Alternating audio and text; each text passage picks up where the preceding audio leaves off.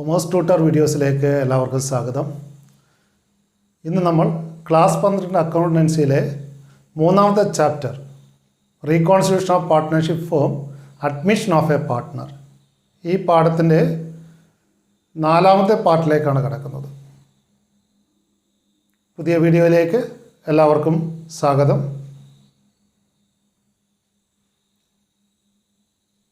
കഴിഞ്ഞ പാഠഭാഗത്ത് new profit sharing ratio calculate ചെയ്യുന്നതും സാക്രിഫൈസിങ് റേഷ്യോ കാൽക്കുലേറ്റ് ചെയ്യുന്നതും നമ്മൾ കാണുകയുണ്ടായി. മൂന്നാമത്തെ അഡ്ജസ്റ്റ്മെൻറ്റിലേക്കാണ് നമ്മൾ ഇന്ന് കിടക്കുന്നത്. പുതിയ പാർട്ട്ണറെ അഡ്മിറ്റ് ചെയ്യുന്ന സമയത്ത് ഫേമിൻ്റെ ബുക്സ് ഓഫ് അക്കൗണ്ട്സിൽ മൂന്നാമത് ചെയ്യേണ്ടതായിട്ടുള്ള ക്രമീകരണമാണ് അഡ്ജസ്റ്റ്മെൻറ്റാണ്. ഗുഡ്വില്ലിൻ്റെ ട്രീറ്റ്മെൻറ്റ്. പുതിയ പാഠഭാഗത്തിലേക്ക് കടക്കുന്നതിന് മുമ്പ് നമുക്ക് കഴിഞ്ഞ ക്ലാസ്സിലെ ഹോംവർക്കുകളൊന്ന് പരിശോധിക്കാം. എല്ലാവരും ഹോംവർക്ക് ചെയ്തിട്ടുണ്ടാവുമെന്ന് വിചാരിക്കുന്നു. ടെക്സ്റ്റ് ബുക്കിലെ ന്യൂമറിക്കൽ ക്വസ്റ്റ്യൻ 11 ആയിരുന്നു ഹോംവർക്ക് 3 നൽകിയിരുന്നത്. Third homework Sandeep and Naveen പാർട്ട്നേഴ്സായിട്ടുള്ള ഫേമിൽ 5:3 ആയിരുന്നു അവരുടെ ഓൾഡ് റേഷ്യോ. ചന്ദ്രൻ എന്ന് പറയുന്ന പുതിയ ഒരു പാർട്ട്ണറെ അഡ്മിറ്റ് ചെയ്തിട്ട് അവിടെ ന്യൂ റേഷ്യോ എന്ന് പറയുന്നത് 4:2:1 ആണ്. സാക്രിഫൈസിങ് റേഷ്യോ കാൽക്കുലേറ്റ് ചെയ്യാനാണ് തന്നിരിക്കുന്നത്. ഓൾഡ് റേഷ്യോ തന്നിട്ടുണ്ട്, ന്യൂ റേഷ്യോ തന്നിട്ടുണ്ട്. അവിടെ സന്ദീപിൻ്റെയും നവീൻ്റെയും സാക്രിഫൈസ് കാൽക്കുലേറ്റ് ചെയ്തുകൊണ്ട് നമുക്ക് അതിനെ റേഷ്യോയിലേക്ക് ആക്കാം. ഓൾഡ് റേഷ്യോ 5:3 ആണെന്ന് ചോദ്യത്തിൽ തന്നിട്ടുണ്ട്. ന്യൂ റേഷ്യോ ആകട്ടെ 4:2:1. അപ്പോൾ സന്ദീപിൻ്റെ ഓൾഡ് ഷെയർ എന്ന് പറയുന്നത് 5/8 ആണ്. 5:3 ആയിരുന്നപ്പോൾ സന്ദീപിൻ്റെ ഓൾഡ് ഷെയർ 5/8.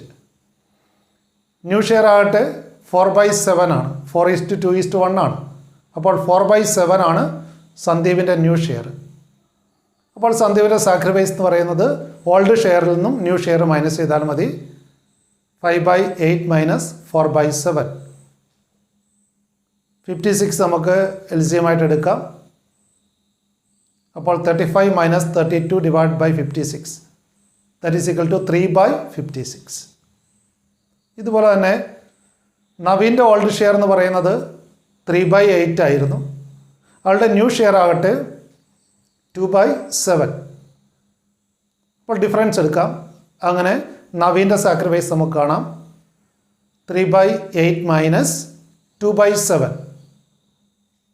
56 തന്നെ LCM ആയിട്ട് എടുക്കുക. 21 മൈനസ് 16 ഡിവൈഡ് ബൈ 56, 5/56. സന്ദീപിൻ്റെ സാക്രിഫൈസ് 3/56ഉം നവീൻ്റെ സാക്രിഫൈസ് 5/56ഉമാണ്. അപ്പോൾ അതിനെ റേഷ്യോയിലേക്ക് കൊണ്ടുവരുമ്പോൾ 3:5 will be the sacrificing ratio. വളരെ സിമ്പിളായിരുന്നു. എല്ലാവർക്കും ഉത്തരം കിട്ടിക്കാണുമെന്ന് വിചാരിക്കട്ടെ. ദെൻ മറ്റൊരു ഹോംവർക്ക് കൂടി നൽകിയിരുന്നു. ന്യൂമറിക്കൽ ക്വസ്റ്റ്യൻ 12 ടെക്സ്റ്റ് ബുക്കിലെ 12ാമത്തെ എക്സസൈസിലുള്ള 12ാമത്തെ ക്വസ്റ്റ്യൻ ആയിരുന്നു. ഹോംവർക്ക് 4 ഇവിടെ നൽകിയിരുന്നത്. ക്വസ്റ്റ്യൻ ഒന്ന് നോക്കുക. റാവുവും സ്വാമിയും അവിടെ പാർട്ട്നേഴ്സ് ആയിരുന്നു. അവരുടെ ഓൾഡ് റേഷ്യോ 3:2 ആയിരുന്നു. രവി എന്ന് പറയുന്ന പുതിയ പാർട്ട്ണറെ അഡ്മിറ്റ് ചെയ്ത ആൾക്ക് 1/8 കൊടുക്കുന്നു. റാവുവും സ്വാമിയും തമ്മിലുള്ള ന്യൂ റേഷ്യോ തന്നിട്ടുണ്ട് 4:3. Calculate new profit sharing ratio and sacrificing ratio. New profit sharing റേഷ്യോയും സാക്രിഫൈസിങ് റേഷ്യോയും കാൽക്കുലേറ്റ് ചെയ്യാൻ വേണ്ടിയിട്ടാണ് പറഞ്ഞിരിക്കുന്നത്. അവിടെ ന്യൂ റേഷ്യോ നമുക്ക് മനക്കണക്കായിട്ട് തന്നെ ചെയ്യാവുന്നതേ ഉള്ളൂ. 4:3 ആണ് സ്വാമിയും റാവുവും തമ്മിലുള്ള ന്യൂ റേഷ്യോ എന്ന് പറയുന്നത് 4:3 ആണ്. 1/8 ആണ് പുതിയ ആൾക്ക് രവിക്ക് കൊടുക്കുന്നത്. അപ്പോൾ തന്നെ നമുക്ക് മനസ്സിലാക്കാം 4:3:1 ആണ് ന്യൂ റേഷ്യോ. അപ്പോൾ ന്യൂ റേഷ്യോ ഈസിയായിട്ട് നമുക്ക് കാൽക്കുലേറ്റ് ചെയ്യാവുന്നതേ ഉള്ളൂ. നമുക്ക് സൊല്യൂഷനിലേക്ക് കിടക്കാം. രവിയുടെ ഷെയർ ഓഫ് പ്രോഫിറ്റ് 1/8 ആണ് തന്നിട്ടുണ്ട്. പുതിയ പാർട്ട്ണറായിട്ടുള്ള രവിക്ക് 1/8 പ്രോഫിറ്റ് നൽകാൻ തീരുമാനിച്ചിട്ടുണ്ട്. അപ്പോൾ റിമൈനിങ് ഷെയർ എന്ന് പറയുന്നത് 1 മൈനസ് 1/8 7/8 ആണ്. അപ്പോൾ അവിടെ റാവുവിൻ്റെ ന്യൂ ഷെയർ എന്ന് പറയുന്നത് റിമൈനിങ് ഷെയറിനെ അയാളുടെ പുതിയ ഷെയർ കൊണ്ട് മൾട്ടിപ്ലൈ ചെയ്താൽ മതി. 7/8 4/7 ഭാഗമാണ് റാവുവിന് കിട്ടുക. കാരണം 4:3 ഓൾഡ് പാർട്ട്നേഴ്സ് തമ്മിലുള്ള പുതിയ അനുപാതം എന്ന് പറയുന്നുണ്ട്. 4:3. അപ്പോൾ 7/8 4/7 ആർക്ക് അവകാശപ്പെട്ടത്? റാവുവിന് അവകാശപ്പെട്ടത്. അതായത് 28/56 മൾട്ടിപ്ലൈ ചെയ്യാനാണ്. നേരിട്ട് അംശത്തെ അംശം കൊണ്ടും ഛേദത്തെ ഛേദം കൊണ്ടും മൾട്ടിപ്ലൈ ചെയ്താൽ മതി, ഗുണിച്ചാൽ മതി.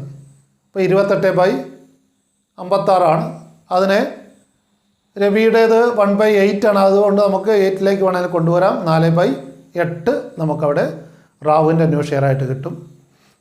സാമിയുടെ ന്യൂ ഷെയർ അതുപോലെ 7/8 3/7 സാമിക്ക് ലഭിക്കുക. 21/56 അതിനെ 8ലേക്ക് കൊണ്ടുവരുമ്പോൾ 3/8 കിട്ടുക. അപ്പോൾ നമുക്കറിയാം ന്യൂ റേഷ്യോ 4:3:1 അവിടെ ന്യൂ റേഷ്യോ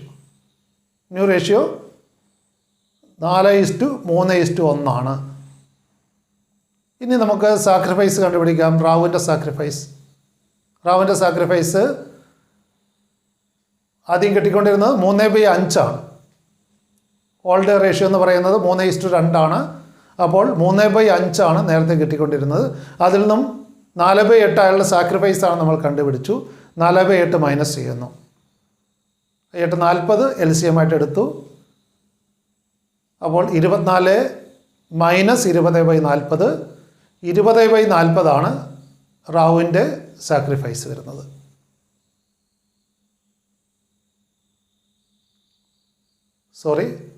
അവിടെ 4/40 അവിടെ ഒരു മിസ്റ്റേക്ക് പറ്റിയിട്ടുണ്ട്. 4/40 കറക്റ്റ് വരേണ്ടത്.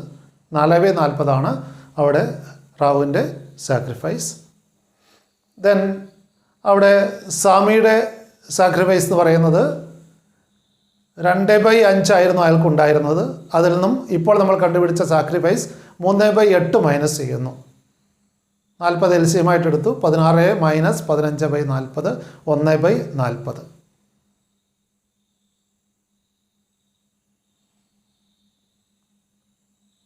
സോ ദ സാക്രിഫൈസിങ് റേഷ്യോ റാവുവും സാമിയും തമ്മിലുള്ള sacrificing ratio 4:1.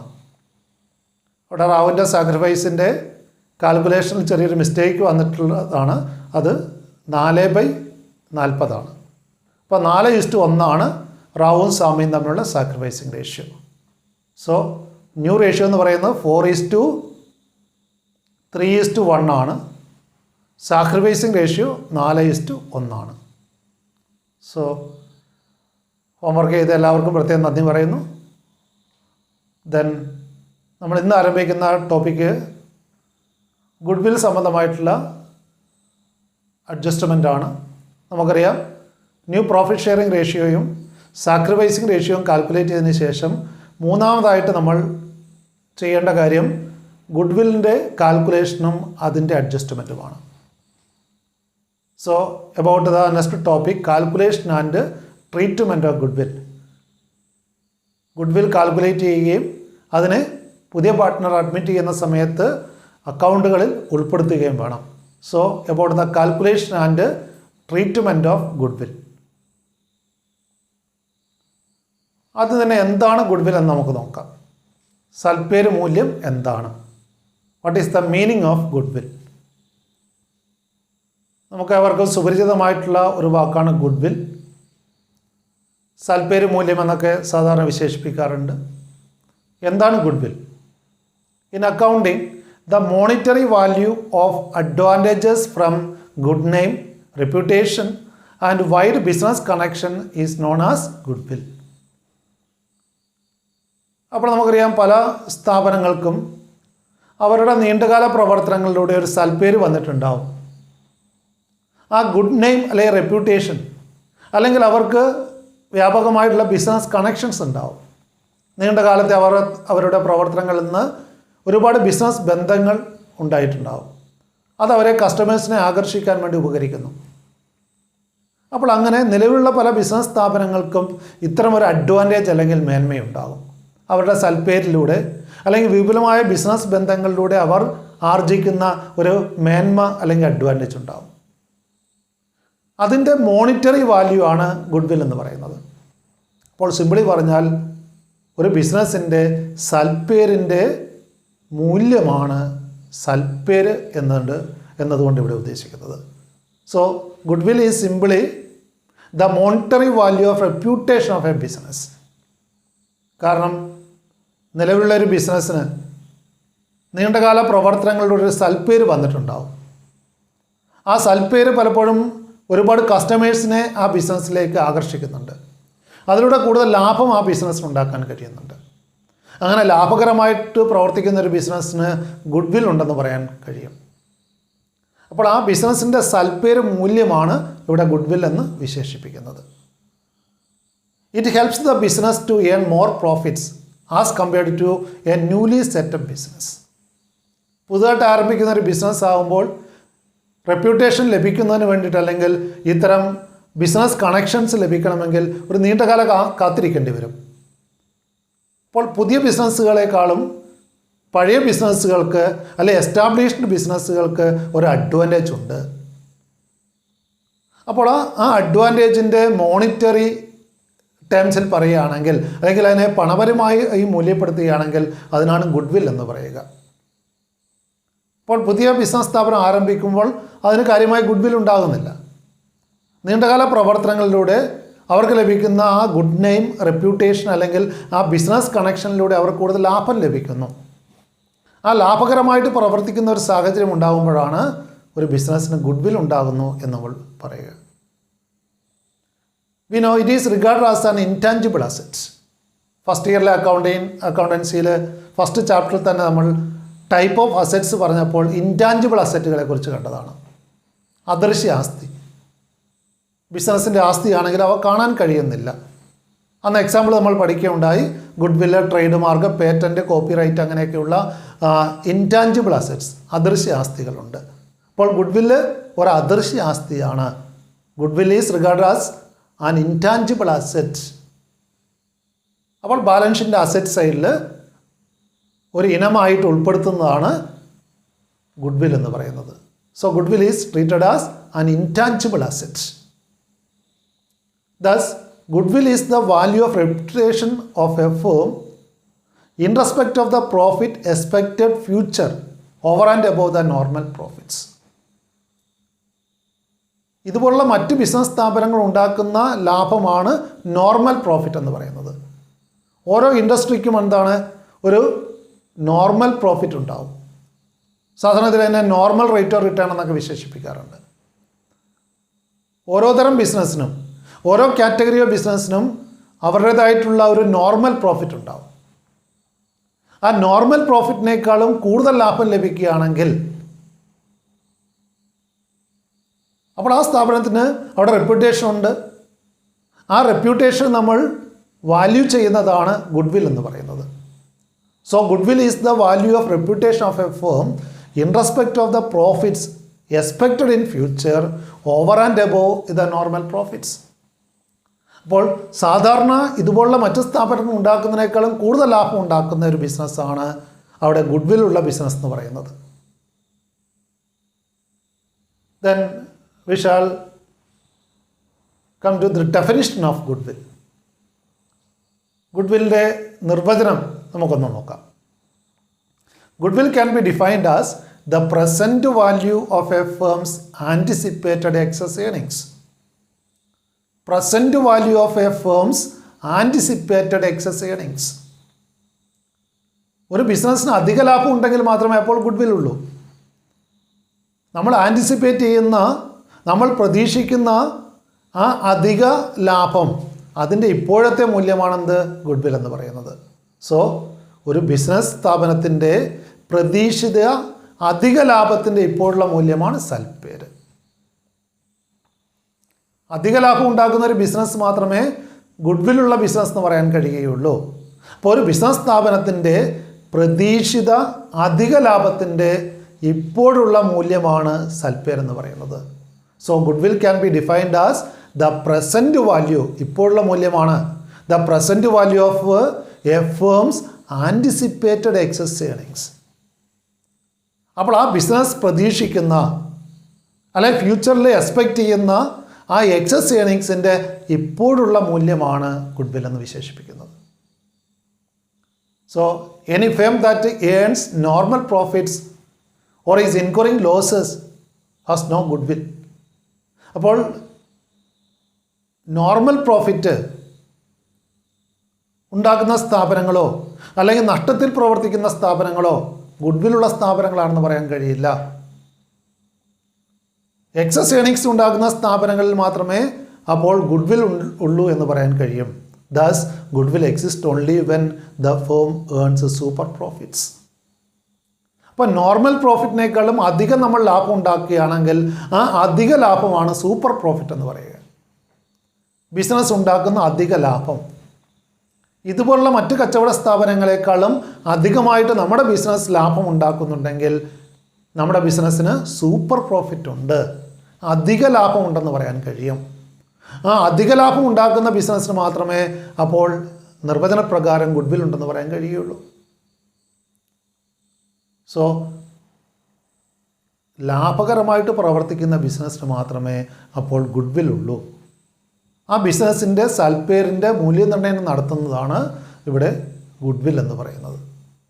Then next we shall discuss about the various factors affecting the value of goodwill. സൽപ്പേര് മൂല്യത്തെ സ്വാധീനിക്കുന്ന ഘടകങ്ങൾ ഏതൊക്കെയാണ്?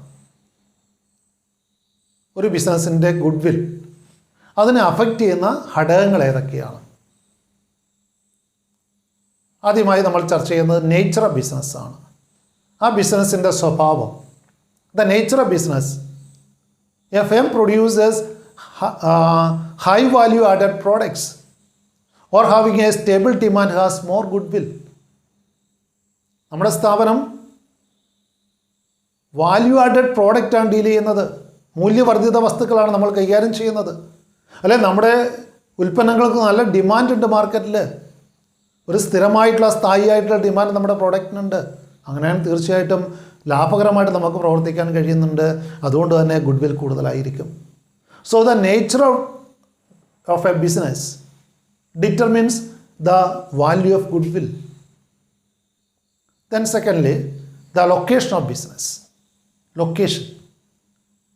If the business is centrally located or at a customer traffic place, the goodwill tend to be high. ആ business എവിടെ സ്ഥിതി ചെയ്യുന്നു, അതിൻ്റെ ലൊക്കേഷൻ എവിടെയാണ്? അപ്പോൾ വളരെ ബിസി സ്ട്രീറ്റിലുള്ള ഒരു ബിസിനസ്സിനെ സംബന്ധിച്ച് കസ്റ്റമേഴ്സിനെ ഈസിയായിട്ട് ആകർഷിക്കാൻ കഴിയും, ലാഭകരമായിട്ട് അവർക്ക് പ്രവർത്തിക്കാൻ കഴിയും. അതുകൊണ്ട് ഗുഡ്വിൽ ആ സ്ഥാപനങ്ങൾ കൂടുതലാണെന്ന് പറയാൻ കഴിയും. So the location of a business also determines the value of goodwill. And thirdly, efficiency of management. A well managed concern enjoys high productivity and leads to higher profits. അപ്പോൾ മാനേജറിയൽ എഫിഷ്യൻസി ഗുഡ്വിൽ നൽകുന്ന ഒരു കാര്യമാണ്. A well-managed concern enjoys high productivity and thus it leads to higher profits and in turn more goodwill to the firm. And fourthly speaking, the market situation. The monopoly conditions enable the concern to higher value of goodwill. അപ്പോൾ അവിടെ മോണോപോളിയാണ്, മാർക്കറ്റിൽ competitors ഇല്ല. തീർച്ചയായിട്ടും അവരൊരു advantages പൊസിഷനിലാണ്. തീർച്ചയായിട്ടും അത്തരം സ്ഥാപനങ്ങൾക്ക് goodwill കൂടുതലായിരിക്കും. So the degree of competition, മാർക്കറ്റിൽ മോണോപോളി ആണെങ്കിൽ അവിടെ തീർച്ചയായിട്ടും അത്തരം സ്ഥാപനങ്ങൾക്ക് നല്ല റെപ്യൂട്ടേഷൻ, ഗുഡ്വിൽ ഉണ്ടാവും. Then fifthly, the last one is special advantages. The firm that enjoys special advantages like import licences, subsidised electricity, well known collaborations, patent, trade mark, അങ്ങനെയൊക്കെയുള്ള advantage കിട്ടുന്ന സ്ഥാപനങ്ങളുണ്ട്. ഇത്ര സ്പെഷ്യൽ അഡ്വാൻറ്റേജസ് ഉള്ള സ്ഥാപനങ്ങൾക്ക് കൂടുതൽ ഗുഡ്വിൽ ഉണ്ടാകും. അതായത് ഇറക്കുമതിക്കുള്ള ലൈസൻസ് ചില ബിസിനസ്സുകാർക്ക് മാത്രമേ ഉള്ളൂ എങ്കിൽ, അല്ലെങ്കിൽ വളരെ കൺസെഷൻ റേറ്റിൽ ഇലക്ട്രിസിറ്റി കിട്ടുന്നു, അതോടൊപ്പം തന്നെ ഫോറിൻ കൊളാബറേഷൻസ് ഒക്കെ ഉണ്ടെങ്കിൽ, വലിയ വലിയ കമ്പനികളുമായിട്ടുള്ള കൊളാബറേഷൻസ്, അതുപോലെ പേറ്റൻറ്റിൻ്റെ, കോപ്പിറൈറ്റിൻ്റെയൊക്കെ, ട്രേഡ് മാർക്കിൻ്റെയൊക്കെ ഉപയോഗത്തിലൂടെ എന്താണ് അവിടെ റെപ്യൂട്ടേഷൻ ലഭിക്കാം, അല്ലെങ്കിൽ ഗുഡ് വിൽ കൂടുതൽ ലഭിക്കാം. So these all are the various factors affecting the value of good will. ഒരു സ്ഥാപനത്തിൻ്റെ ഗുഡ് വില്ലിൻ്റെ മൂല്യം നിശ്ചയിക്കുന്നതിനെ സ്വാധീനിക്കുന്ന ഘടകങ്ങളാണ് ഇവയൊക്കെ. Nature of business, location of business, efficiency of management, market situations and also some special advantages. Then next we shall discuss about the need for valuation of goodwill. സൽപ്പേര് മൂല്യനിർണ്ണയത്തിന് ആവശ്യകത എന്താണ്, അല്ലെങ്കിൽ എപ്പോഴാണ് ഗുഡ് വിൽ വാല്യൂ ചെയ്യേണ്ടത്? ഒരു partnership ബിസിനസ്സിനെ സംബന്ധിച്ച്, അല്ലെങ്കിൽ ഏത് ബിസിനസ് ആണെങ്കിലും ആ ബിസിനസ് വിൽക്കുന്ന അവസരത്തിലാണ് ഗുഡ് വിൽ മൂല്യനിർണ്ണയം സാധാരണ നടത്താറുള്ളത്. ആ ബിസിനസ്സിൻ്റെ അസറ്റിന് ഉപരിയായിട്ടൊരു അധിക തുക വിൽപ്പന സമയത്ത് നമുക്ക് ലഭിക്കുന്നതാണ്. അല്ലെങ്കിൽ പലപ്പോഴും കച്ചവട സ്ഥാപനങ്ങൾക്ക്, അല്ലെങ്കിൽ ലാഭകരമായിട്ട് പ്രവർത്തിച്ചുകൊണ്ടിരിക്കുന്ന കച്ചവട സ്ഥാപനങ്ങൾ വിറ്റഴിക്കുമ്പോൾ, അല്ലെങ്കിൽ അത് വിൽക്കുമ്പോൾ ആ ബിസിനസ്സിൻ്റെ ആസ്തി ഉള്ള അസറ്റിനേക്കാളും കൂടുതലൊരു വില അവർക്ക് ലഭിക്കാറുണ്ട്. അത് ആ ബിസിനസ്സിൻ്റെ ഗുഡ് വില്ലിന് കിട്ടുന്ന തുകയാണ്. അപ്പോൾ സാധാരണഗതിയിലൊരു ബിസിനസ് വിൽക്കുന്ന അവസരത്തിലാണ് ഗുഡ് വിൽ മൂല്യനിർണ്ണയം നടത്തേണ്ടത്. എന്നാൽ ഒരു പങ്കാളിത്ത സ്ഥാപനത്തിനെ സംബന്ധിച്ച് ഗുഡ് വിൽ വാല്യൂ ചെയ്യേണ്ട പല സിറ്റുവേഷൻസ് ഉണ്ട്. What are the situations or the cases in which good will should be valued in case of A partnership firm? ഒരു പങ്കാളിത്ത സ്ഥാപനത്തിനെ സംബന്ധിച്ച് ഗുഡ് വിൽ മൂല്യനിർണ്ണയം നടത്തേണ്ടത് എപ്പോഴൊക്കെയാണ്? ഏതൊക്കെ സാഹചര്യങ്ങൾ അതിൻ്റെ ആവശ്യം ഉണ്ടാകുന്നു? ഒന്നാമതായി, change in the profit sharing ratio amongst the existing partners. നിലവിലുള്ള പാർട്ട്നേഴ്സ് തമ്മിൽ പ്രോഫിറ്റ് ഷെയറിംഗ് റേഷ്യോയിൽ മാറ്റം വരുത്താൻ തീരുമാനിച്ചാൽ അവിടെ ഗുഡ് വിൽ കാൽക്കുലേറ്റ് ചെയ്തിട്ട് ആ ഗുഡ് വില്ലിൻ്റെ അഡ്ജസ്റ്റ്മെൻറ്റ് നടത്തേണ്ടതായിട്ട് വരും. രണ്ടാമതായിട്ട്, admission of A new partner. പുതിയൊരു പാർട്ട്ണറെ അഡ്മിറ്റ് ചെയ്യുമ്പോൾ ഗുഡ് വിൽ വാല്യൂ ചെയ്യണം. Then thirdly, retirement of A partner. സ്ഥാപനത്തിൽ നിന്നും നിലവിലുള്ളൊരു പാർട്ട്ണർ വിരമിക്കുന്ന അവസരത്തിൽ ഗുഡ് വിൽ വാല്യൂ ചെയ്യേണ്ടി വരും. നാലാമതായി, death of A partner. Retirement പോലെ ഒരു പാർട്ട്ണറുടെ മരണം സംഭവിക്കുന്ന സമയത്തും അവിടെ ഗുഡ് വിൽ ചിലപ്പോൾ വാല്യൂ ചെയ്യേണ്ടതായിട്ട് വരുന്നു. അഞ്ചാമതായിട്ട്, dissolution of a firm involving sale of business as a going concern. നിലവിലൊരു സ്ഥാപനം ഡിസോൾവ് ചെയ്ത് അടച്ചുപൂട്ടിക്കൊണ്ട് അത് വിൽക്കുന്നു.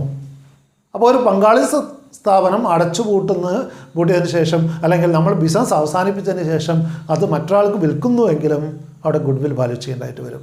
And last one is amalgamation of partnership firms. അപ്പോൾ ഒന്നിലധികം ബിസിനസ് സ്ഥാപനങ്ങൾ അല്ലെങ്കിൽ പാർട്ട്ണർഷിപ്പ് ഫേമുകൾ സംയോജിപ്പിക്കുന്ന അവസരങ്ങളിൽ അമാൽഗമേഷൻ, സംയോജനം നടത്തുന്നു. ഒന്നിലധികം ബിസിനസ് സ്ഥാപനങ്ങൾ സംയോജിപ്പിച്ചുകൊണ്ട് ഒറ്റ സ്ഥാപനമാക്കി മാറ്റുന്നു, അമാൽഗമേഷൻ. അപ്പോൾ അമാൽഗമേഷൻ്റെ സമയത്തും പാർട്ട്ണർഷിപ്പ് ഫേമുകൾ ഇത്തരത്തിൽ സംയോജിപ്പിക്കുമ്പോഴും പുതിയ സംരംഭങ്ങളാക്കി മാറ്റുമ്പോഴും അവിടെ ഗുഡ് വിൽ വാല്യൂ ചെയ്യേണ്ടതായിട്ട് വരുന്നു. അങ്ങനെ 6 പ്രധാനപ്പെട്ട സിറ്റുവേഷനിലാണ് ഒരു പാർട്ട്ണർഷിപ്പ് ഫേമിനെ സംബന്ധിച്ച് ഗുഡ് വിൽ മൂല്യനിർണ്ണയം നടത്തേണ്ടത്. ഏതൊക്കെയാണ് case? Firstly, change in the profit sharing ratio, then admission of A partner, retirement of A partner, death of A partner, dissolution of a firm which leading to sale of the business, and finally amalgamation of the firms. These all are the situations in which goodwill should be valued in case of a partnership firm. Then next about the methods of valuation of goodwill. സൽപ്പേരിൻ്റെ മൂല്യനിർണ്ണയ രീതികളെക്കുറിച്ചാണ് വിശദമായിട്ട് നമ്മൾ ചർച്ച ചെയ്യുന്നത്. Methods of valuation of good will. നമ്മൾ കാണുകയുണ്ടായി, good will എന്ന് പറയുന്ന ഒരു അദൃശ്യ ആസ്തിയാണ്. It is an intangible asset. കാണാൻ പറ്റാത്തൊരു അസറ്റ് അപ്പോൾ വാല്യൂ ചെയ്യുന്നത് ഏറെ വിഷമകരമാണ്. നമുക്ക് കാണാൻ പറ്റുന്ന ഒരു വസ്തുവാണെങ്കിൽ അതിനെ അളന്നു തിട്ടപ്പെടുത്തി മെഷർ ചെയ്തുകൊണ്ട് അതിനെ വാല്യൂ ചെയ്യുക ബുദ്ധിമുട്ടില്ല. എന്നാൽ ഗുഡ് വിൽ എന്ന് പറയുന്ന ഒരു ഇൻടാഞ്ചിബിൾ അസറ്റാണ്. അതിൻ്റെ വാല്യുവേഷൻ അതുകൊണ്ട് ഇറ്റ് ഈസ് ക്വൈറ്റ് ഡിഫിക്കൽട്ട്. അപ്പോൾ ഗുഡ്വിൽ എന്നത് കാണാൻ പറ്റാത്തൊരു അസറ്റ് ആയതുകൊണ്ട് അതിനെ മെഷർ ചെയ്യാൻ നമുക്ക് സാധ്യമല്ല. അപ്പോൾ പിന്നെ എങ്ങനെ നമുക്ക് ഗുഡ്വില്ലിനെ മൂല്യനിർണ്ണയം നടത്താൻ കഴിയും? നമുക്കറിയാം, ലാഭകരമായിട്ട് പ്രവർത്തിക്കുന്ന ഒരു ബിസിനസ്സിന് മാത്രമേ ഗുഡ്വിൽ ഉള്ളൂ. അങ്ങനെയാണെങ്കിൽ ഗുഡ്വിൽ എന്ന് പറയുന്നത് ബിസിനസ്സിൻ്റെ ലാഭവുമായിട്ട് ബന്ധപ്പെട്ട് നിൽക്കുന്നതാണ്. അപ്പോൾ ബിസിനസ്സിൻ്റെ ലാഭവുമായിട്ട് ബന്ധിപ്പിച്ചുകൊണ്ട് നമുക്ക് ഗുഡ്വില്ലിനെ മൂല്യനിർണ്ണയം നടത്താം. അപ്പോൾ goodwill of valuation can be done on the basis of its profits, on the basis of its profit making capacity or the profit earned by that business. ആ ബിസിനസ്സിൻ്റെ ലാഭവുമായിട്ട് ബന്ധപ്പെടുത്തി നമുക്ക് ഗുഡ്വില്ലിനെ വാല്യൂ ചെയ്യാം. There are broadly 3 methods available for valuation of goodwill. സാധാരണ ഉപയോഗിക്കുന്ന അനവധി രീതികളുണ്ട്. ഇവിടെ നമ്മൾ ചർച്ച ചെയ്യുന്നത് ഏറ്റവും പ്രധാനപ്പെട്ട ഗുഡ്വിൽ വാല്യുവേഷൻ രീതികളായിട്ടുള്ള 3 രീതികളെക്കുറിച്ചാണ്. The first one is average profits method. Then the second method is super profits capitalization method. ഒരു സ്ഥാപനത്തിൻ്റെ ഗുഡ്വിൽ മൂല്യനിർണ്ണയം ചെയ്യുന്നതിന് പല രീതികൾ അവലംബിച്ച് കാണാറുണ്ട്. അതിൽ ഏറ്റവും പ്രധാനപ്പെട്ട 3 രീതികളാണ് average profit method, super profit method and capitalisation method. ഈ 3 രീതികളാണ് വിശദമായിട്ട് നമ്മളിവിടെ ഗുഡ്വിൽ കാൽക്കുലേഷന് വേണ്ടിയിട്ട് ഉപയോഗിക്കുന്നത്. അവിടെ പാർട്ട്ണർഷിപ്പ് ഡീഡിൽ ഇതിൽ ഏത് രീതി ഉപയോഗിക്കണമെന്ന് പോലും പ്രതിപാദിക്കാം. ഗുഡ്വിൽ വാല്യുവേഷന് വേണ്ടിയിട്ടുള്ള രീതി ഏതാണെന്ന് വേണമെങ്കിൽ പാർട്ട്ണർഷിപ്പ് ഡീഡിൽ പറഞ്ഞു വെക്കാം. ഇല്ലെങ്കിലും പാർട്ട്നേഴ്സ് തമ്മിൽ ധാരണയാകുന്ന ഏത് രീതിയും എന്താണ് ഗുഡ്വിൽ വാല്യുവേഷന് വേണ്ടിയിട്ട് ഉപയോഗിക്കാൻ കഴിയും. So there are 3 methods for valuation of goodwill: average profit method, super profit method and capitalisation method. ഇതിൽ ഒന്നാമത്തെ മെത്തേഡ് നമുക്ക് വിശദമായിട്ട് കാണാം. ആവറേജ് പ്രോഫിറ്റ്സ് മെത്തേഡ്, ശരാശരി ലാഭരീതിയാണത്. ആവറേജ് പ്രോഫിറ്റ്സ് മെത്തേഡ്, ശരാശരി ലാഭരീതി. In this method, goodwill is valued at agreed number of years purchase of the average profits of the past few years. വളരെ സിമ്പിളായിട്ടുള്ളൊരു മെത്തേഡാണിത്. ഇവിടെ നമ്മൾ ആവറേജ് പ്രോഫിറ്റ് എടുത്തുകൊണ്ട് അത് എത്ര വർഷം വാങ്ങാനുള്ള വിലയായിട്ടാണോ ഗുഡ്വിൽ നിശ്ചയിക്കുന്നത്, അത്രയും വർഷത്തേക്ക് വാങ്ങുന്നതിനുള്ള വില ഗുഡ്വില്ലായിട്ട് പരിഗണിക്കുന്നു. Under this method goodwill is valued at agreed number of years purchase. ആ ആവറേജ് പ്രോഫിറ്റ്, ആ ശരാശരി ലാഭം എത്ര വർഷത്തേക്കാണ് വാങ്ങേണ്ടത്, അത്രയും വർഷത്തെ ആവറേജ് പ്രോഫിറ്റാണ് അവിടെ ഗുഡ്വിൽ എന്ന് പറയുന്നത്. Goodwill is valued at agreed number of years purchase of the average profit of the past few years. കഴിഞ്ഞ കുറച്ച് വർഷങ്ങളിലെ ലാഭം എടുത്തുകൊണ്ട് അതിൻ്റെ ശരാശരി നിർണ്ണയിക്കുന്നു, ആവറേജ് പ്രോഫിറ്റ് എടുക്കുന്നു. അത് എത്ര വർഷത്തേക്ക് വാങ്ങാനാണോ ഉദ്ദേശിക്കുന്നത്, ആ നമ്പർ ഓഫ് ഇയേഴ്സ് പർച്ചേസ് കൊണ്ട് മൾട്ടിപ്ലൈ ചെയ്തുകൊണ്ട് നമുക്ക് ഇവിടെ വളരെ സിമ്പിളായിട്ട് ഗുഡ്വിൽ കാൽക്കുലേറ്റ് ചെയ്യാൻ കഴിയും. അതായത് ആദ്യം ആവറേജ് പ്രോഫിറ്റ് നിർണ്ണയിക്കുക, അതിനുശേഷം എന്താണ്, അത് എത്ര വർഷത്തേക്ക് വാങ്ങാനാണോ ഉദ്ദേശിക്കുന്നത് തീരുമാനിക്കുന്നത്, അത്രയും വർഷം കൊണ്ട് അതിനെ മൾട്ടിപ്ലൈ ചെയ്യുക. It is based on the assumption that a new business will not be able to earn any profits during the first few years. അപ്പോൾ ഇവിടെ നമ്മൾ അസ്യൂം ചെയ്യുന്ന ഈ മെത്തേഡിൻ്റെ ബേസിക് അസംപ്ഷൻ എന്ന് പറയുന്നത്, പുതുതായിട്ട് തുടങ്ങുന്നൊരു ബിസിനസ്സിനെ സംബന്ധിച്ച് പ്രാരംഭ വർഷങ്ങൾ കാര്യമായിട്ട് ലാഭം കിട്ടില്ല. അപ്പോൾ അവിടെ പ്രാരംഭ വർഷങ്ങളിൽ ലാഭം ലഭിക്കുന്നില്ല കൂടുതലായിട്ട്. So the person who purchase a running business must pay in the form of goodwill a sum which is equal to the profits he is likely to receive for the first few years. അപ്പോൾ അവിടെ നിലവിലുള്ളൊരു business വാങ്ങുന്ന ഒരാളെ സംബന്ധിച്ച് അവിടെ ആ ലാഭഗ്രഹീതമായിട്ടുള്ള ആ പ്രാരംഭ വർഷങ്ങൾ ഒഴിവായി കിട്ടുന്നു. അപ്പോൾ അത്രയും വർഷത്തെ ആ ലാഭം കണക്കാക്കി അത് ഗുഡ്വില്ലിൻ്റെ മൂല്യമായിട്ട് കൊടുത്തുകൊണ്ട് ആ ബിസിനസ് വാങ്ങുക എന്നുള്ളതാണ് ഇവിടുത്തെ അസംപ്ഷൻ. അപ്പോൾ ഒരു പുതിയ ബിസിനസ്സിനെ സംബന്ധിച്ച് പ്രാരംഭ വർഷങ്ങളിൽ കൂടുതലായിട്ട് ലാഭം കിട്ടില്ല എന്നും, അതുകൊണ്ട് ഒരു എസ്റ്റാബ്ലിഷ്ഡ് ബിസിനസ് വാങ്ങുന്ന ഒരാളെ സംബന്ധിച്ച് അല്ലെങ്കിൽ നിലവിൽ പ്രവർത്തിച്ചുകൊണ്ടൊരു ബിസിനസ്സിനെ പർച്ചേസ് ചെയ്യുന്ന അല്ലെങ്കിൽ വാങ്ങുന്ന ഒരാളെ സംബന്ധിച്ച് അപ്പോൾ പുതിയൊരു ബിസിനസ് തുടങ്ങുന്നതിന് പകരമായിട്ട് നിലവിലുള്ള ബിസിനസ് വാങ്ങുമ്പോൾ ലാഭരഹിതമായിട്ടുള്ളെങ്കിൽ കുറഞ്ഞ ലാഭം ലഭിക്കുന്ന ആ തുടക്ക വർഷങ്ങൾ ഒഴിവായി കിട്ടുന്നു. അപ്പോൾ ആ വർഷങ്ങളിലെ ലാഭം എന്താണ്? ഇതിന് തക്കതായിട്ടുള്ള ഒരു തുക എന്ത് ചെയ്യുന്നു? അയാൾ ഗുഡ്വില്ലിന് വേണ്ടി കൊടുക്കേണ്ടി വരുന്നു ആ സ്ഥാപനം ഏറ്റെടുക്കുമ്പോൾ, വാങ്ങുമ്പോൾ. So goodwill is calculated by multiplying the past average profits by the number of years during which the anticipated profits are expected to accrue.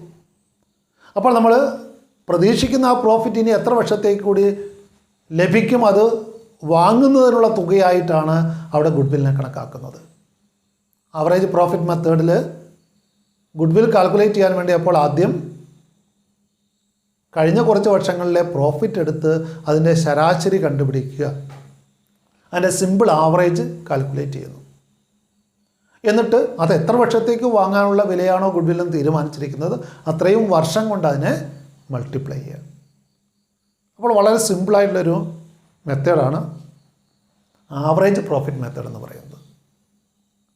നമുക്കൊരു ഇലിസ്ട്രേഷനിലൂടെ എങ്ങനെ ആവറേജ് പ്രോഫിറ്റ് മെത്തേഡിൽ ഗുഡ്വിൽ കാൽക്കുലേറ്റ് ചെയ്യാമെന്ന് നോക്കാം. 10ാമത്തെ ഇലിസ്ട്രേഷനാണ്. The profit for the last 5 years of a firm are as follows. 2015 മുതൽ 2019 വരെയുള്ള 5 വർഷത്തേക്കുള്ള ഒരു ബിസിനസ്സിന് ലാഭമാണ് തന്നിരിക്കുന്നത്. 2015 4 ലക്ഷം, 2016 3,98,000, 2017 4,50,000, 2018 4,45,000, 2019 5 ലക്ഷം. Calculate goodwill of the firm on the basis of 4 years purchase of the 5 years average profits. ഈ നൽകിയിരിക്കുന്ന കഴിഞ്ഞ 5 വർഷങ്ങളിലെ ലാഭം അത് 4 വർഷത്തേക്ക് വാങ്ങാനുള്ള വിലയായിട്ട് ഗുഡ്വിൽ കാൽക്കുലേറ്റ് ചെയ്യുക. അപ്പോൾ ഇവിടെ ഗുഡ്വിൽ കാൽക്കുലേറ്റ് ചെയ്യാൻ ആദ്യം ചെയ്യേണ്ടത് ആവറേജ് പ്രോഫിറ്റ് കണ്ടുപിടിക്കണം. ഈ 5 വർഷത്തെ പ്രോഫിറ്റ് ടോട്ടൽ ചെയ്തിട്ട് അതിനെ 5 വർഷം കൊണ്ട് 5 കൊണ്ട് ഡിവൈഡ് ചെയ്യുമ്പോൾ സിമ്പിൾ ആവറേജ് നമുക്ക് ലഭിക്കും. ശരാശരി കണ്ടുപിടിക്കാൻ നമുക്ക് എല്ലാവർക്കും അറിയാം. സിമ്പിൾ ആവറേജ് കാൽക്കുലേറ്റ് ചെയ്യുന്നു. ടോട്ടൽ പ്രോഫിറ്റ് എടുത്തിട്ട് അതിനെ നമ്പർ ഓഫ് ഇയേഴ്സ് കൊണ്ട് ഡിവൈഡ് ചെയ്തിട്ട് അവിടെ ആവറേജ് പ്രോഫിറ്റ് കഴിഞ്ഞ 5 വർഷത്തെ ശരാശരി ലാഭം കണ്ടുപിടിക്കുന്നു. എന്നിട്ട് അത് 4 വർഷം വാങ്ങാനുള്ള വിലയാണ് ഗുഡ്വിൽ എന്ന് പറയുമ്പോൾ അവിടെ 4 കൊണ്ട് അതിനെ മൾട്ടിപ്ലൈ ചെയ്താൽ നമുക്കെന്ത് കിട്ടും? ഗുഡ്വിൽ ലഭിക്കും. നമുക്ക് നോക്കാം അതിൻ്റെ സൊല്യൂഷനിലേക്ക്. ഇവിടെ ആവറേജ് പ്രോഫിറ്റ് കാൽക്കുലേറ്റ് ചെയ്തിരിക്കുന്നത് total profit of last 5 years എടുത്തു, അതിനെ നമ്പർ ഓഫ് ഇയേഴ്സ് കൊണ്ട് ഡിവൈഡ് ചെയ്തു. കഴിഞ്ഞ 5 വർഷങ്ങളിലെ പ്രോഫിറ്റ് എടുക്കുക. 4 lakh plus 3,98,000 plus 4,50,000 plus 4,45,000 plus 5 lakhs divided by 5. So total profit എന്ന് പറയുന്നത് 5 വർഷത്തെ പ്രോഫിറ്റ് കൂടി ടോട്ടൽ ചെയ്യുമ്പോൾ 21,93,000 ആണ്, ഡിവൈഡഡ് ബൈ 5. അപ്പോൾ നമുക്ക് ആവറേജ് പ്രോഫിറ്റ് കിട്ടുന്നത് 4,38,600 ആണ്. ആവറേജ് പ്രോഫിറ്റാണ് നമുക്ക് കിട്ടിയത്. ഇനി ആവറേജ് പ്രോഫിറ്റിനെ എത്ര കൊണ്ട് മൾട്ടിപ്ലൈ ചെയ്യണം? 4 കൊണ്ട് മൾട്ടിപ്ലൈ ചെയ്തിട്ട് ഗുഡ്വില്ലിൻ്റെ വാല്യൂ നിർണ്ണയിക്കണം. സോ ഗുഡ്വിൽ സമം average profit into number of years purchase. Goodwill കണ്ടുപിടിക്കാനുള്ള ഫോർമുല സിമ്പിൾ ആവറേജ് പ്രോഫിറ്റ് മെത്തേഡിൽ average profit into number of years purchase. അപ്പോൾ അവിടെ അപ്ലൈ ചെയ്യുക. ഫോർമുലയിൽ നമ്മൾ കണ്ടുപിടിച്ച ആവറേജ് പ്രോഫിറ്റ് 4,38,600 ആണ്. നമ്പർ ഓഫ് ഇയേഴ്സ് പർച്ചേസ് എന്ന് പറയുന്നത് ഇവിടെ 4 year ആണ്. So the amount of goodwill is 17,54,400. വളരെ സിമ്പിളായിട്ടുള്ളൊരു മെത്തേഡാണിത്. അപ്പോൾ ഈ മെത്തേഡ് ഏറ്റവും സിമ്പിളാണ്, ആർക്കും എളുപ്പത്തിൽ മനസ്സിലാകുന്ന ഒരു അസംഷനാണ് അതിന് പിന്നിലുള്ളത്. എന്നാൽ പ്രോഫിറ്റ് ഒരു ഇൻക്രീസിങ് ട്രെൻഡോ ഡിക്രീസിങ് ട്രെൻഡോ കാണിക്കുന്ന അവസരങ്ങളിൽ ആവറേജ് എടുക്കുന്ന അത്ര സിമ്പിൾ ആവറേജ് എന്ന് പറയുന്ന അത്ര അഭിലഷണീയമല്ല, നമുക്കറിയാം. അതുകൊണ്ട് മറ്റ് രീതികളും ഉപയോഗിക്കാറുണ്ട്. ഒരു ഇലിസ്ട്രേഷൻ കൂടെ കണ്ടിട്ട് നമുക്ക് വെയ്റ്റഡ് ആവറേജ് പ്രോഫിറ്റ് മെത്തേഡിൽ എങ്ങനെയാണ് ഗുഡ്വിൽ കണ്ടുപിടിക്കുന്നത് നോക്കാം. 11ാമത്തെ ഇലിസ്ട്രേഷനിലേക്കാണ് കിടക്കുന്നത്. The goodwill of a firm is to be worked out at 3 years purchase of the average profits of the last 5 years. Which are as follows. കഴിഞ്ഞ 5 വർഷത്തെ ലാഭമാണ് തന്നിരിക്കുന്നത്. 2002 മുതൽ 2006 വരെയുള്ള പ്രോഫിറ്റ് നൽകിയിരിക്കുന്നു. എന്നാൽ അതിൽ ഒരു വർഷം 2005 നമുക്കറിയാം നഷ്ടം, ലോസ് ഉണ്ടായിട്ടുണ്ട്. ബ്രാക്കറ്റ് തന്നിരിക്കുന്ന ലോസാണ്. 2005 5,000 ലോസാണുള്ളത്. 2002 10,000 പ്രോഫിറ്റ്, 2003 15,000 പ്രോഫിറ്റ്, 2004 4,000 പ്രോഫിറ്റ്, 2005 5,000 ലോസ് ആണുള്ളത്. 2006 വീണ്ടും പ്രോഫിറ്റിലേക്ക് വന്നു 6,000. Calculate the value of firms goodwill. അവിടെ ലോസ് ഉണ്ടാകുന്ന കേസിൽ എങ്ങനെയാണ്? നമുക്കറിയാം ലോസ് ഉണ്ടെങ്കിൽ അത്രയും പ്രോഫിറ്റ് കുറവ് സംഭവിക്കുന്നു. ആവറേജ് പ്രോഫിറ്റ് എടുക്കുമ്പോൾ ലോസ് മൈനസ് ചെയ്യുക. ടോട്ടൽ പ്രോഫിറ്റ് കാണുമ്പോൾ പ്രോഫിറ്റൊക്കെ ആഡ് ചെയ്തിട്ട് ലോസ് മൈനസ് ചെയ്തിട്ടാണ് അവിടെ ടോട്ടൽ പ്രോഫിറ്റ് നമ്മൾ 5 വർഷത്തേക്ക് എടുക്കുക. അതിൻ്റെ സൊല്യൂഷനിലേക്ക് കിടക്കാം. ആവറേജ് പ്രോഫിറ്റ് എന്ന് പറയുന്നത് അവിടെ നോക്കുക, 10,000 plus 15,000 plus 4,000 plus 6,000 minus 5,000 loss minus ചെയ്യുക. Divide by 5. That will give 30,000 divide by 5. The average profit will be 6,000. 6,000 average profit. ഇനി ഗുഡ് വില്ലേക്ക് കിടക്കാം. Average profit into number of years purchase.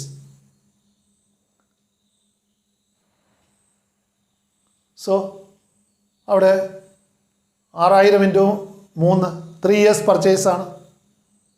6,000 into 3 18,000 അവിടെ amount of good will. അപ്പോൾ നമ്മൾ കാണുകയുണ്ടായി simple average method എന്ന് പറയുന്നത് ചില സാഹചര്യങ്ങളിൽ ഗുഡ് വിൽ കാൽക്കുലേഷന് അഭിലഷണീയമല്ല. പ്രത്യേകിച്ചും പ്രോഫിറ്റ് ഒരു ഇൻക്രീസിങ് ട്രെൻഡോ ഡിക്രീസിങ് ട്രെൻഡോ കാണിക്കുന്നുണ്ടെങ്കിൽ ആ അവസരങ്ങൾ കുറച്ചുകൂടെ പ്രാമുഖ്യ ശരാശരി ലാഭരീതിയാണ് നല്ലത്. Weighted average profit method.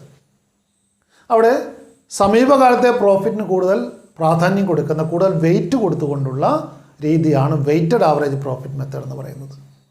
കാരണം തൊട്ട് തലേവർഷത്തെ പ്രോഫിറ്റിൻ്റെ ആ ട്രെൻഡാണ് ഈ വർഷം നമുക്ക് ഉണ്ടാവുക. അതായത് പ്രത്യേകിച്ചും എന്താണ്, ആ ഇൻക്രീസിങ് ഡിക്രീസിങ് ട്രെൻഡുകളുള്ള ബിസിനസ്സിൽ പ്രോഫിറ്റിന് വർദ്ധിച്ചു വരുന്നതോ കുറഞ്ഞു വരുന്നതോ ആയിട്ടുള്ള ഒരു രീതിയാണ് കാണുന്നതെങ്കിൽ അവിടെ ഒരേ വെയിറ്റേജ് എല്ലാ വർഷത്തെയും പ്രോഫിറ്റിന് കൊടുക്കുന്നത് ശരിയല്ല. തൊട്ട് തലേ വർഷത്തതിന് കൂടുതൽ വെയിറ്റേജ് കൊടുക്കുക, വളരെ പഴയ പ്രോഫിറ്റിന് വെയിറ്റ് കുറച്ച് കൊടുക്കുക. ആ രീതിയിൽ വെയ്റ്റഡ് ആവറേജ് പ്രോഫിറ്റിനെ ബേസ് ചെയ്തുകൊണ്ട് നമുക്ക് ഗുഡ് വിൽ നിർണ്ണയിക്കാൻ കഴിയും.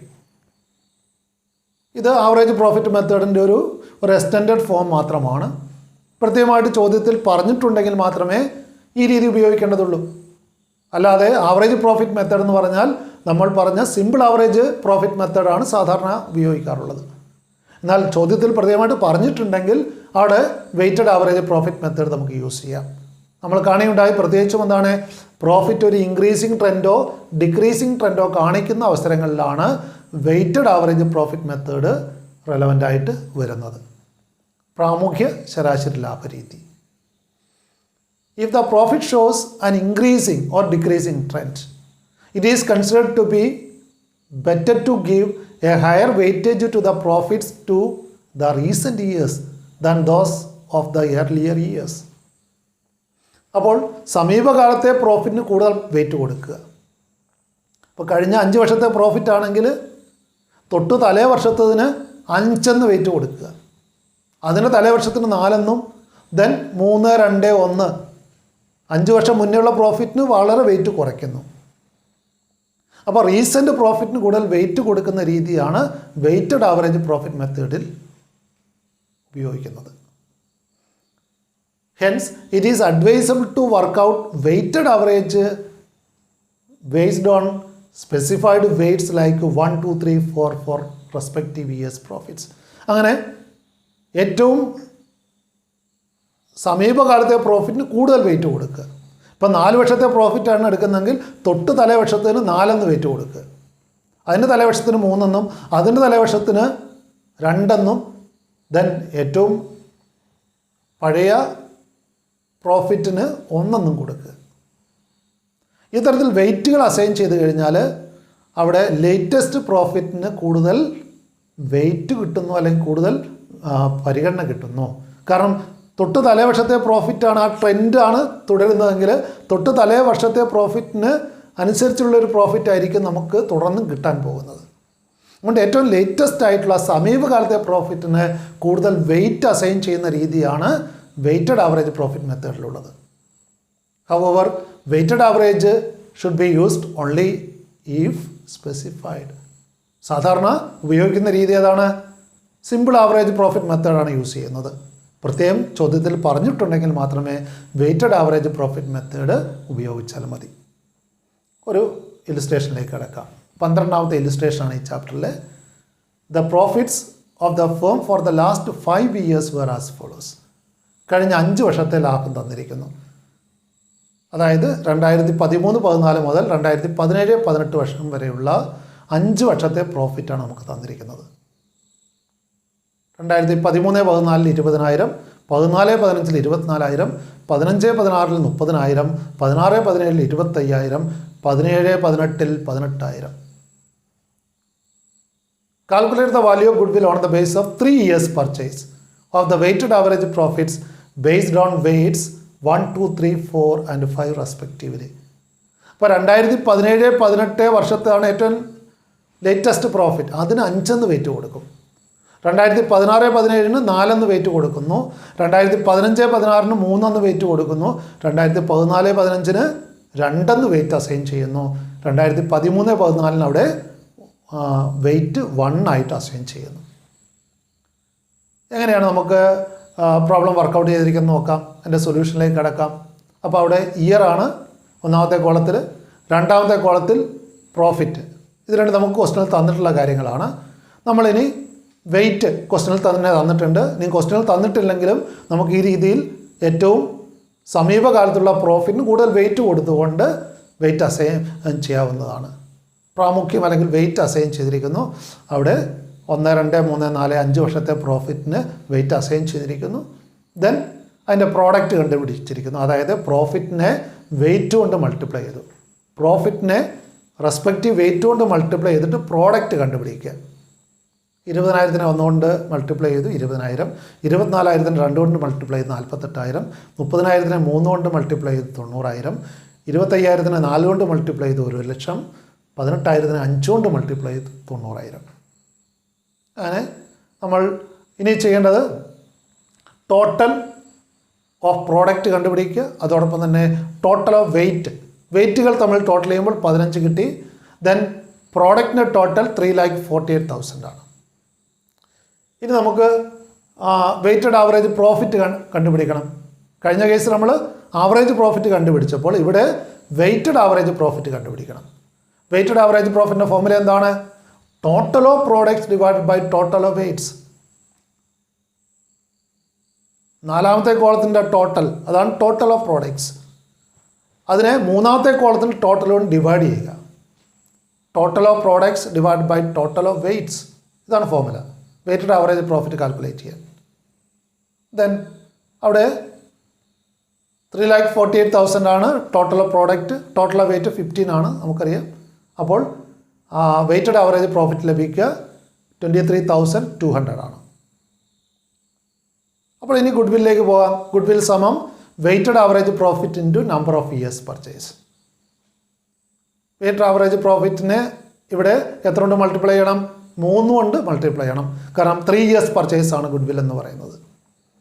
23,200-നെ 3 കൊണ്ട് മൾട്ടിപ്ലൈ ചെയ്തിട്ട് ഗുഡ്വിൽ കണ്ടുപിടിച്ചിരിക്കുന്നു 69,600. The value of goodwill is 69,600. ഇവിടെ വെയിറ്റ് അസൈൻ ചെയ്തിട്ട് അവിടെ പ്രോഡക്റ്റ് കണ്ടുപിടിക്കുന്നു.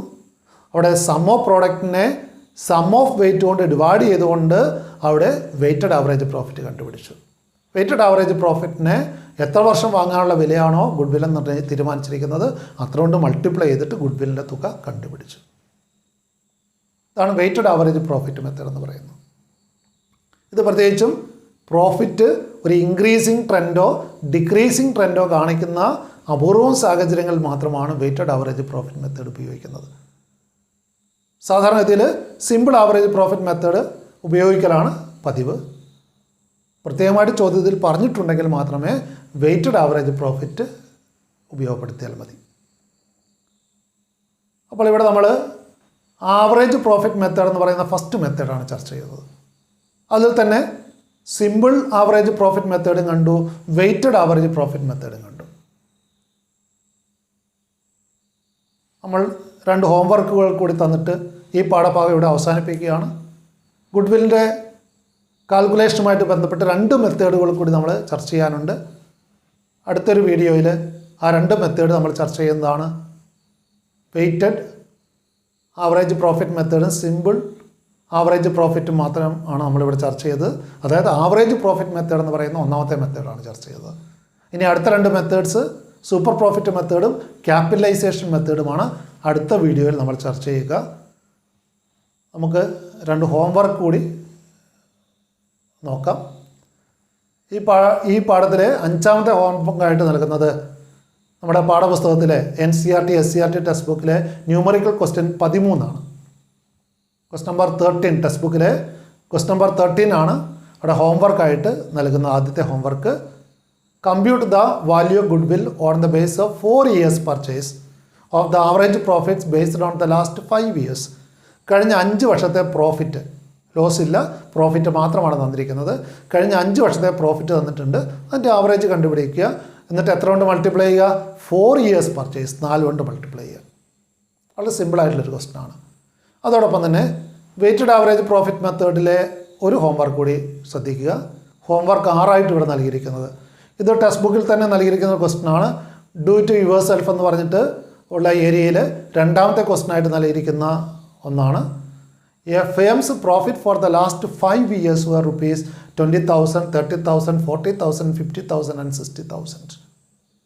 Calculate the value of firm's goodwill on the basis of 3 years purchase of weighted average profits after using weights 1, 2, 3, 4 and 5 respectively. ഇവിടെ weighted average profit മെത്തേഡാണ്. 5 വർഷത്തെ profit തന്നിട്ടുണ്ട്. അപ്പോൾ ഏറ്റവും അവസാനത്തെ പ്രോഫിറ്റ് എന്ന് പറഞ്ഞാൽ 60,000 ആണ്. അതിനാണ് 5 വെയിറ്റ് കൊടുക്കേണ്ടത്. ഏറ്റവും ആദ്യത്തെ വർഷത്തെ പ്രോഫിറ്റ് എന്ന് പറഞ്ഞാൽ 20,000 ആണ്.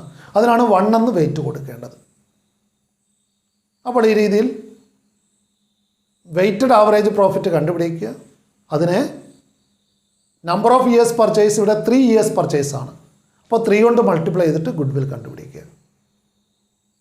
സോ ഈ പാഠഭാഗം ഇവിടെ അവസാനിപ്പിക്കുകയാണ്. അടുത്ത വീഡിയോയിൽ കാണുന്നത് വരെ എല്ലാവർക്കും വിട. Thank you for watching this video.